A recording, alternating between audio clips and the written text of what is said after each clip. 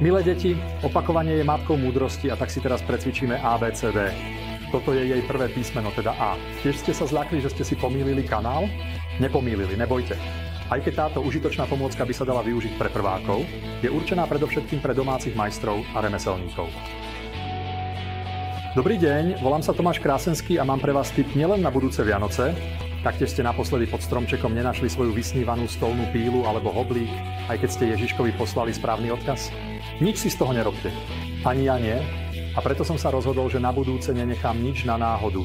Pílu a frézu si kúpim sám a do Betlehema pošlem odkaz na nejaké maličkosti do dielne, ktoré ma potešia a Božieho syna ani moju Božiu ženu nezrujnujú. Čo tak šablónový nástroj? Nič vám to nehovorím?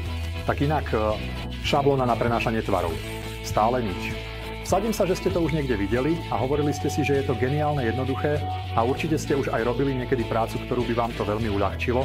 Stolári, tesári či podlahári určite poznajú podobné pomôcky na meranie a prenášanie nepravidelných tvarov, napríklad stupnice na lomených či točitých schodoch. Šablónový nástroj má rovnakú úlohu, teda vytvarovať sa podľa predlohy alebo nejakého priestoru a fixovaný tvar potom preniesť na iný predmet, napríklad dláždicu, dosku alebo na akúkoľvek konštrukciu. Funguje vlastne ako dvojitý pokosník, takže namiesto jedného uhla dokáže preniesť rovno 4 a v prípade potreby kompletné rozmery. Na to slúžia stupnice v metrických jednotkách a taktiež v palcoch.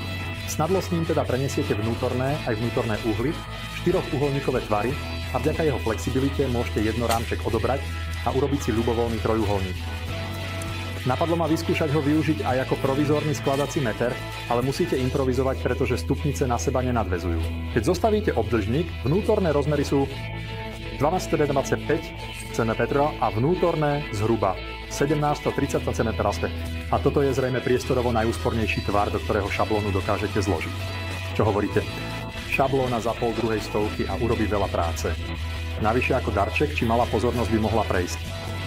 Zároveň vás nemusím varovať, že potom sa už nebudete môcť vyhovárať, že ten roh v kúpeľni je tak komplikovaný, že už 5 rokov nikto nie je schopný urezať dlaždicu na mieru. S touto šablónou je to totiž hračka.